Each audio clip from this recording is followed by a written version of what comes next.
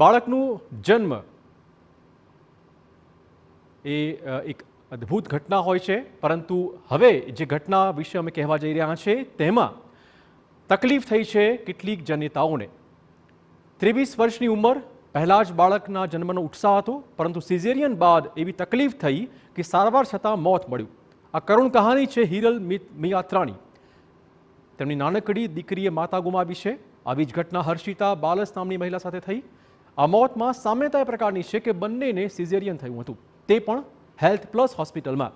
Caesarean બાદ kidney fail થઈ ગઈ અને બંને મોતને ભેટી। આ માટે પરિવાર હોસ્પિટલની બેદરકારીનો આરોપ મૂકી રહ્યું છે। એ લોકો એમ કીધું કે આ બેનની બહુ તબિયત બહુ ગંભીર છે, લીવરમાં કિડનીમાં બહુ એવું ઇન્ફેક્શન લાગી ગયું કે ડિલિવરી ક્યાં કર્યું તો હેલ્થ પ્લસમાં છે કે અહીંયા બધે એવા કેસો બગડે છે કે અહીંયા અમારી અહીંયા એવા કેસ છે 4-5 જણા। બેની બેદરકારી તેના મારા ઘરનામાં થયું, કંઈ બીમારી હતી નહીં કોઈ જાતની।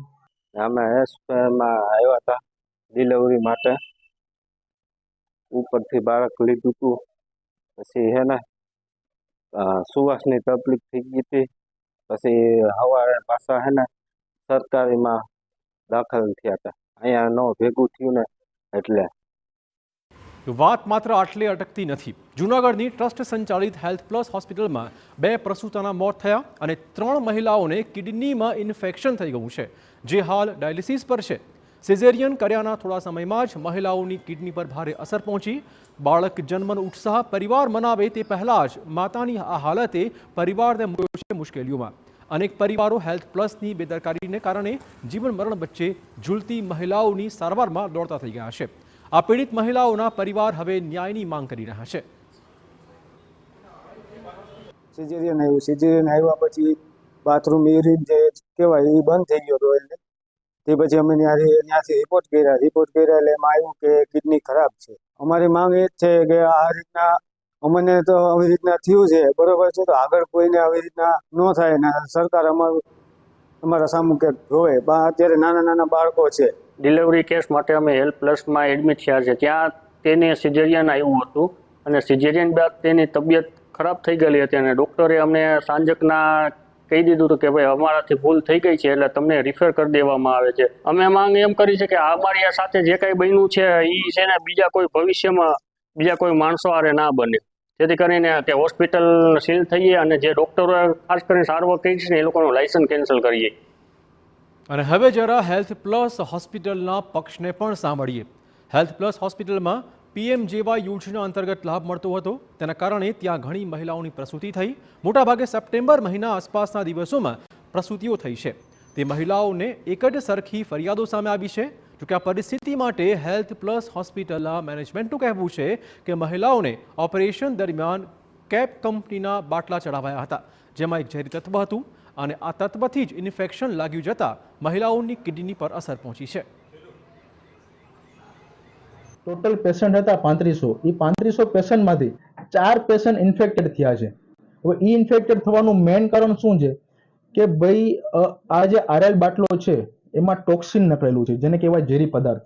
એ ઝેરી પદાર્થથી દર્દીના જે આપણે બાટલો ચડાવીએ એટલે એને ઝેરી પદાર્થથી એને ઇન્ફેક્શન થયું।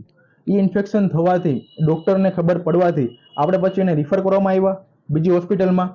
ડાયાલિસિસ ઉપર ઘણા પેશન્ટ વયા ગયા અને એમાં ધીમે ધીમે પછી આપણને ખબર પડી કે ખરેખર આ પ્રોબ્લેમ ક્યાંથી આવેલું છે। એટલે અમારા ગુજરાત પેથોલોજીસ્ટ લેબોરેટરી બધા પ્રૂફની સાથે અમે આખું રિસર્ચ કર્યું અને રિસર્ચ કરીને અમે આખું નિર્ણય એ થયો કે ભાઈ ખરેખર પ્રોબ્લેમ ક્યાં આવેલું છે, તો પ્રોબ્લેમ આવેલું છે આરએલના બાટલામાં, કે જે એક ટોક્સિન આવેલું છે, કેપ કંપનીનો બાટલો છે અને એ બાટલામાં ટોક્સિન આવવાથી આખું રિપોર્ટ અમે નગરપાલિકા જિલ્લા પંચાયત આરોગ્ય મિત્રમાં આપેલું અને અહીંયા અમે ઇન્ફોર્મ કરેલું કે આમાં ના ડૉક્ટરને ખબર છે ના હોસ્પિટલને ખબર છે। આરએલના બાટલામાં ટોક્સિન છે જોવાથી કોઈને ખબર પડી શકે નહીં, એટલે આમાં ફોલ્ટ ના હોસ્પિટલનું છે કે ના ડૉક્ટરનું છે। તો હોસ્પિટલ કે તબીબનો કોઈ વાંક જ નથી, આવું કહીને મેનેજમેન્ટ પોતાની જવાબદારીમાંથી તો હાથ અદ્ધર કરી રહ્યું છે। જો કે ક્યાંક તો ચૂક ચોક્કસ હશે જ, જેથી એક સાથે 5 થી 6 મહિલાઓને એક જ જેવી સમસ્યા સર્જાઈ અને 2 મહિલાના તો અવસાન થયા છે। પરિવારો પોલીસ મદદ માટે પણ પહોંચી રહ્યા છે। બીજી બાજુ જૂનાગઢ મુખ્ય આરોગ્ય અધિકારીએ પણ હરકતમાં આવીને તપાસ માટેની સૂચનાઓ આપી છે। હવે એ સંદર્ભમાં અમારી કમિટી જ્યારે તપાસ કરવા ગઈ તો ત્યાં એ જે બેચનું એ જે આઈવી પાઇપ હોવું જોઈએ ત્યાં ઉપલબ્ધ નહોતું, એટલે એનું સેમ્પલ નથી લીધું, પણ બાકીના જે ઓટી ટેબલ હોય, ઓટીની બધી સરફેસ હોય, એના માઇક્રોબાયોલોજી સેમ્પલ લીધેલા. એ બધા સેમ્પલમાં કોઈ એવું ઇન્ફેક્શન કે એટલે નેગેટિવ સેમ્પલ આવેલા છે. શું કહે પ્રોસિજર કે હોસ્પિટલના પ્રિમાઇસીસમાં કે ઓટીમાં એથી કોઈ એવો કોઈ ચેપ કે એવું લાગ્યું નથી, પણ એમને આના પર શંકા છે.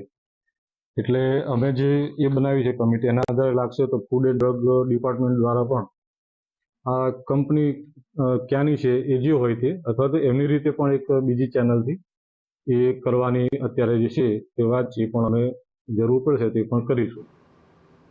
તો આ ઘટનાએ આરોગ્ય સેવા સામે સવાલ ઉઠાવ્યા છે. શું વધુ પૈસા કમાવાની લાલચે તબીબો બેદરકારી રાખીને સારવાર કરી રહ્યા છે? શું વિવિધ યોજનામાંથી પૈસા મેળવી લેવા માટે તબીબો આડેધડ ઓપરેશન કરી રહ્યા છે? શું મહિલાઓને ચઢાવેલા બાટલામાં ઝેરી તત્વો છે? જો બાટલામાં ઝેરી તત્વો છે તો કાર્યવાહી ક્યારે થશે? જો બાટલામાં ઝેરી તત્વો છે તો હજુ સુધી કેમ કોઈ પગલાં ભરાયા નથી? જો બાટલાના તત્વોના કારણે જ અવસાન નથી થયું તો મોત માટે જવાબદાર કોણ? કોની ભૂલના કારણે મહિલાઓને કિડનીમાં તકલીફ સર્જાઈ છે? શું હેલ્થ પ્લસના તબીબ આ મોત અને કિડનીની તકલીફ માટે જવાબદાર છે? જો હેલ્થ પ્લસ જવાબદાર છે તો પગલાં ક્યારે ભરાશે? ક્યારે આવા બેદરકાર તબીબો સામે કાર્યવાહી થશે? શું પૈસા કમાવાની લાલચે આવી હોસ્પિટલ્સ લોકોના જીવ સાથે ચેડા કરી રહી છે? આવા અનેક મોટા સવાલો આ ઘટના પછી સામે આવી રહ્યા છે.